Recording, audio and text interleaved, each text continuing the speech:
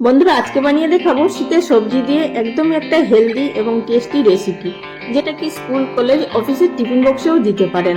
একদমই নরম তুলতুলে হবে এবং খেতেও খুব ভালো টেস্ট হয়। তো নমস্কার বন্ধুরা, আজ একটি নতুন ভিডিওতে আপনাদের সবাইকে স্বাগত। আর বেশি দেরি না করে চলুন তাহলে শুরু করা যাক আজকের এই ভিডিওটি। সবার প্রথমে আমরা এখানে একটি গ্রাইন্ডিং জার নিয়ে নেব। প্রথমে এর মধ্যে দিয়ে দিচ্ছি এক কাপ পরিমাণ সুজি। আর সুজি তো প্রত্যেকের বাড়িতেই থাকে। তার সাথে দিয়ে দিলাম সেই কাপেরই মাপ করে হাফ কাপ পরিমাণ টক দই। আর দিয়ে দিচ্ছি এর মধ্যে এক কাপ পরিমাণ জল।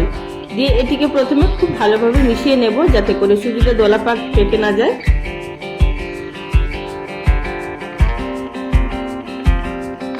মিশিয়ে নেওয়ার পর এবার একটি স্মুথ পেস্ট তৈরি করে নেব। বড় দানার সুজি নেন বা ছোট দানার নেই, তাতে কোনো অসুবিধা নেই, পেস্ট কিন্তু করতেই হবে। তো বন্ধুরা এখানে আমি স্মুথ পেস্ট তৈরি করে নিলাম। এবার গ্রাইন্ডিং জার ধুয়ে আর দিয়ে দিচ্ছি এর মধ্যে হাফ কাপ পরিমাণ মতো জল। এখন এর মধ্যে বেশ কিছু সবজি এড করবো, যেমন আছে ক্যাপসিকাম কুচি, গাজর কুচি, বাঁধাকপি কুচি, ফুলকপি কুচি, আর নিয়েছি ধনেপাতা কুচি, পেঁয়াজ কুচি, আর নিয়েছি এর মধ্যে বিট কুচি। সমস্ত সবজিগুলো আমি এখানে হ্যান্ড চপারের সাহায্যে চপ করে নিয়েছি। আপনারা কিন্তু গ্রেট করেও নিতে পারেন বা বঁটি দিয়ে কুচি করেও নিতে পারেন।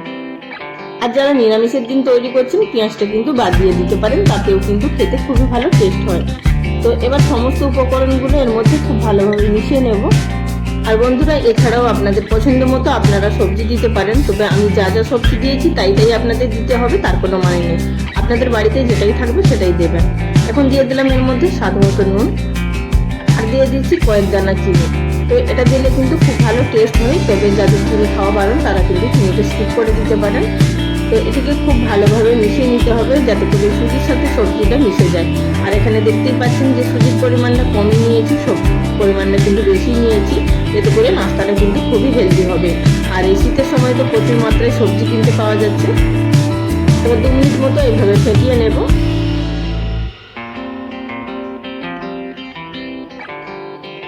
মিনিট 2 ফেটিয়ে নেওয়ার পর এবার ঢাকা দিয়ে রেস্টে রেখে নেব 10 মিনিট মতো। এতে করে কিন্তু সুজিটা একটু ফুলে যাবে। আর আমি এখানে 10 মিনিট মতো রেস্টে রেখে দিয়েছিলাম। এবার আপনাদের দেখিয়ে দিচ্ছি, আগের তুলনায় কিন্তু অনেকটাই ঘন হয়ে গেছে ব্যাটারটা। আর আমাদের এখানে কিন্তু এরকমই ঘন ব্যাটারের প্রয়োজন, খুব বেশি পাতলা হলে কিন্তু হবে না। অবশ্যই কিন্তু জলের মাপটা বুঝে দেবেন। এখন এর মধ্যে দিয়ে দিচ্ছি একটা কাঁচা লঙ্কা কুচি। এখানে যেহেতু লঙ্কাটা দিতে ভুলে গেছিলাম, তাই আমি এই পর্যায়ে দিয়ে দিচ্ছি। আপনারা আপনাদের স্বাদ অনুযায়ী লঙ্কাটা ব্যবহার করবেন। আর চাইলে আপনারা এখানে চিলি ফ্লেক্সও ব্যবহার করতে পারেন বা গুঁড়ো লঙ্কাও ব্যবহার করতে পারেন। এখন এর মধ্যে দিয়ে দিলাম হাফ টিস্পুন পরিমাণ মতো ইনো। সেটিকে অ্যাক্টিভ করার জন্য সামান্য পরিমাণ জল দিয়ে খুব ভালোভাবে গুলে নেব। আপনারা কিন্তু ইনোর পরিবর্তে বেকিং সোডাও কিন্তু ব্যবহার করতে পারেন, তবে কিন্তু হাফ চামচ না, তার থেকে একটু কম পরিমাণে ব্যবহার করবেন, তাতেও কিন্তু নাস্তাগুলো খুবই ভালো হবে। তো বন্ধুরা এবার এটিকে খুব ভালোভাবে মিশিয়ে নিলাম। এবার চলে যাচ্ছি এগুলোকে তৈরি করে নেওয়ার পদ্ধতিতে। আর আজকে এই নাস্তাগুলো আমি তড়কা প্যানের মধ্যে করব। আর আপনারা চাইলে কিন্তু কড়াইতেও করতে পারেন, তাতে কোনো অসুবিধা হবে না। সেক্ষেত্রে কড়াইতে করলে একটু সাইজে বড় হবে, আর এখানে একটু ছোট ছোট সাইজে তৈরি হবে। তো এবার সামান্য পরিমাণ তেল দিয়ে দিলাম, প্রায় 1 টিস্পুন মতো। তেলটাকে প্রথমে খুব ভালোভাবে গরম করে নিয়ে এখানে ছোট 2 হাতা আমি দিয়ে দিচ্ছি। আর অবশ্যই মনে রাখবেন গ্যাসের ফ্লেমটা কিন্তু আগাগোড়াই লোতে থাকবে, তা না হলে কিন্তু তলার দিকে পুড়ে যাবে আর ভেতরটা কিন্তু কাঁচা থাকবে। উপর থেকে ঢাকা চাপা দিয়ে এটিকে মিনিট খানিকের জন্য অপেক্ষা করলাম। এবার ঢাকাটা তুলে নিচ্ছি। এবারে এটিকে অপর দিকে উল্টে দেব।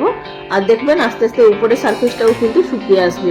আর যদি মনে হয় তলার দিকটা লেগে যাচ্ছে, সেক্ষেত্রে কিন্তু গ্যাস থেকে একটু সরিয়ে নেবেন, আবার গ্যাসে বসিয়ে দেবেন। এগুলো তৈরি করতে কিন্তু খুব বেশি সময় লাগে না, প্রায় 2 থেকে 3 মিনিটের মধ্যে কিন্তু এক একটা নাস্তা তৈরি হয়ে যায়। আবারও অপর দিক থেকে উল্টে দেওয়ার পর আবারও ঢাকা দিয়ে এটিকে প্রায় 30 থেকে 40 সেকেন্ড অবধি রান্না করে নিলাম।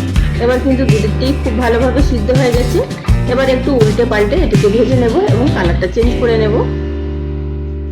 এই নাস্তাগুলো কিন্তু দুটো করে খেলেই যথেষ্টভাবে পেট ভরে যায়, আর অনেকক্ষণ ধরে কিন্তু খিদেও পায় না। এই নাস্তাটা যেমনই হেলদি তেমনই কিন্তু টেস্টি। বাড়িতে অবশ্যই একবার ট্রাই করবেন। তো বন্ধুরা একই রকম ভাবে আমি এখানে কয়েকটা তৈরি করে নিচ্ছি। তো একই রকম ভাবে কয়েকটা তৈরি করে নেওয়ার পর একটি সার্ভিং প্লেটের মধ্যে সার্ভ করে নিয়েছি। এবার আপনাদের দেখিয়ে দিচ্ছি যে ভেতরটা নরম তুলতুলে হয়েছে, ভেতর থেকে একদমই নরম এবং জালিদার হয়ে থাকে। তো বন্ধুরা বাড়িতে অবশ্যই একবার খেয়ে দেখবেন, খেয়ে আমাকে কমেন্ট করে জানাবেন আপনাদের কেমন লেগেছে। তাহলে বন্ধুরা, আজকের ভিডিওটা এখানেই শেষ করলাম। আগামী দিন কোনো এক নতুন রেসিপি নিয়ে আবারও হাজির হয়ে যাব। ভিডিওটির সঙ্গে এতক্ষণ ধরে থাকার জন্য সকল বন্ধুদের অসংখ্য ধন্যবাদ। সবাই ভালো থাকবেন। নমস্কার।